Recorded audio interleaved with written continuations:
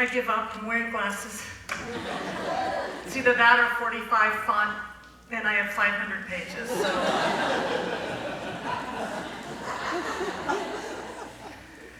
Exactly 10 years ago, as I careened towards my 50th birthday, I made the decision to end my 30-year marriage and walk 26.2 miles in the Nike Women's Marathon in San Francisco, California with my closest girlfriends. Wendy walked the first 13 with me, and there's 3 other beauties in this room who, where are you, also walked that beautiful journey with me. Thank you so much. I saw the race as my new manifesto, one foot in front of the other, moving forward, even through pain or discomfort. It was a magnificent day, filled with a deep sense of personal accomplishment, sexy San Francisco firemen at the finish line, and mountains of love and support from friends who would become my lifeline as I began to reinvent every aspect of my life. I had never been on my own. I was engaged at 18, married at 20. I had never been a single parent, though I certainly felt like one through the last several years of my marriage. I had never been financially responsible for myself. I'm not proud of that, but it's just the way things worked out. I was fortunate that my folks paid for college, and I was married moments after graduation to someone who took over the family finances and earned an impressive living. Right out of college and a new bride, I blissfully embarked on a career in the entertainment business in the beautiful and ridiculously humid city of Chicago, where a Jufro takes on epic proportions.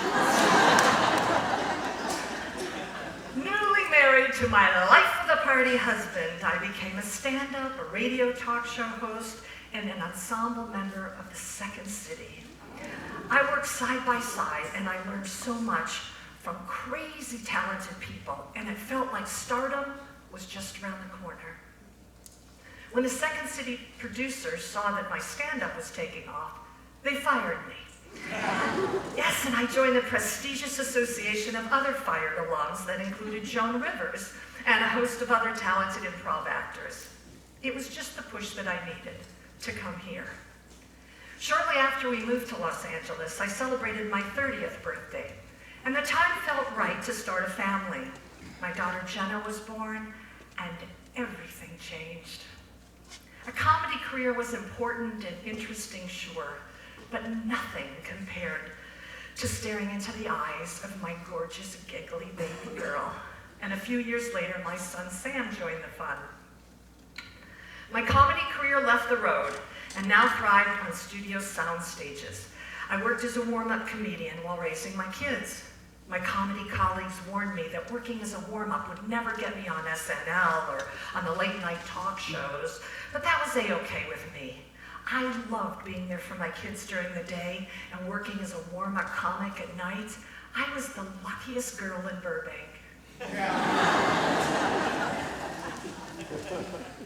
When my kids became teens, everything began to shift beneath my feet. My career was solid, but my marriage was on very shaky ground. And then my son got sick, seriously sick, after he and I traveled to West Africa. Now maybe it was all those episodes of ER, Grey's Anatomy, and okay, a few guilty hours watching General Hospital that gave me the delusional impression that I knew a little something about medicine. I'm here to tell you that there is nothing that TV doctors can say or do that will prepare you for the real thing. Come to think of it, nothing prepares you for the real thing. My 15-year-old son Sam and I did a good deed, a very good deed by anyone's moral measuring stick. My brother-in-law Gilbert is from Benin, and we wanted to pay respect to his poverty-stricken homeland in some small way. When he told us that the children didn't have shoes, we had our mission. We'd collect a few bags of shoes and then send them to my sister and brother-in-law when they went to Benin later that summer.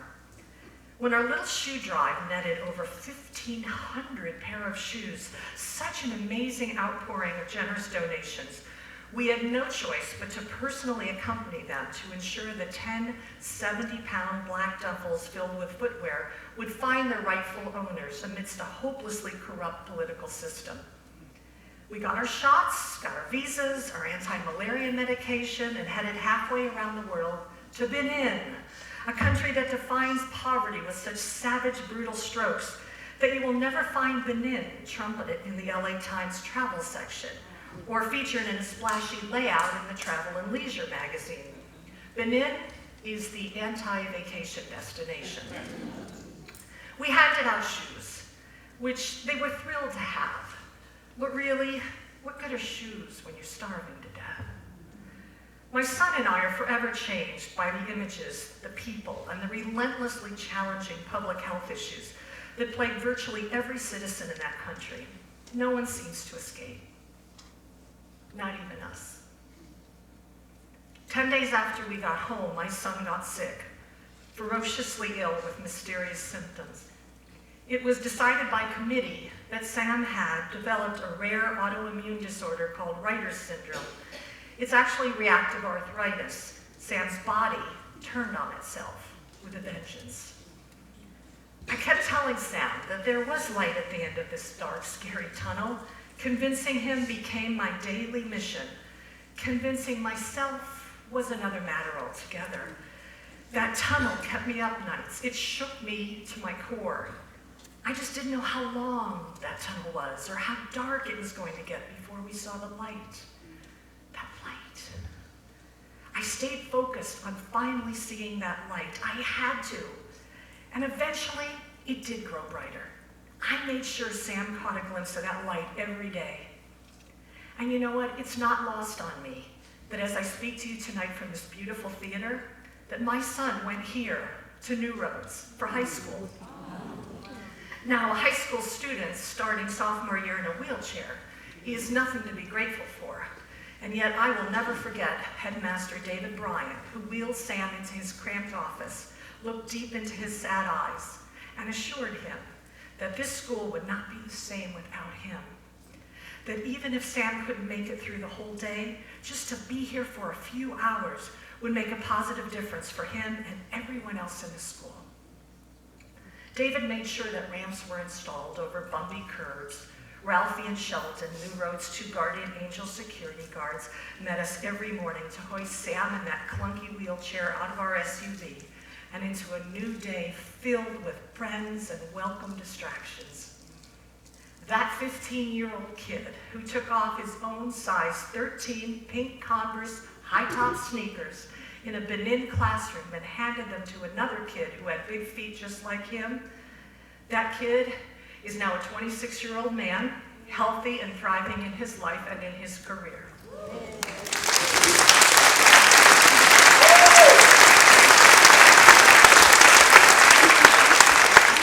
That strong, wise, witty son taught me, one step at a time, how to navigate the unpredictable, precious nature of life, which unfortunately came in handy sooner than we expected. My husband grew more distant throughout Sam's illness, and it became painfully obvious that he had a serious addiction to both drugs and alcohol. Despite too many hours of therapy and rehab, it was clear that I would have to make the difficult decision to end my marriage, reinvent our family, and with both kids now in college, be on my own for the very first time in my life. I realized I was simultaneously too young and too old. Right? I was too young to settle for what had become a lonely, loveless marriage filled with unpredictable emotional outbursts and a pattern of dishonesty I could no longer ignore. I was old enough to know better. Once I decided to end my 30-year marriage, people would ask me all the time if there was someone else. Yes, there was. Me. I was the someone else. Yeah, single at 50. Bring it on. Now, I doubt there is a person in this room who hasn't been touched by the magic and wonder of internet dating. Where are you? It brings a special sparkle for those of us in middle life, especially me, who never had a prom date, let alone a hookup, a booty call, Netflix and chill, and whatever the hell else we're calling casual fucking these days. something out, I don't know. But here's the thing. I really liked internet dating. No, I did. It felt like auditioning, for which I had lots of experience, with the bonus potential of having sex, which I knew a little something about, but I really looked forward to learning more. So in addition to living my own life for the first time, paying my own bills for the first time, not being married for the first time in my adult life, I was now learning about the true beauty of promiscuity for the first time in my life. One promise I made when I contemplated getting naked for strangers is that I would never apologize for any part of my body.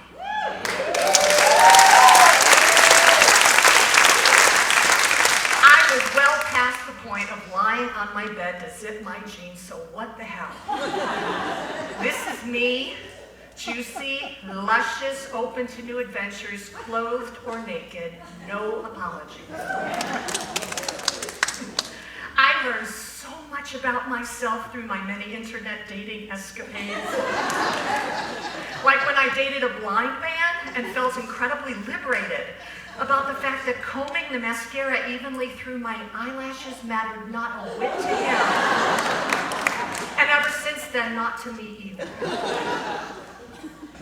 I realized life is too short to waste anyone's time simulating chemistry. And when I called off another internet date with another guy just 5 agonizing minutes after we met, I realized I wanted exactly what the younger guys did when I briefly tiptoed through my cougar phase. Really, what is so wrong with learning about my body through the appreciative gaze of a young, fun-loving partner, I ask you?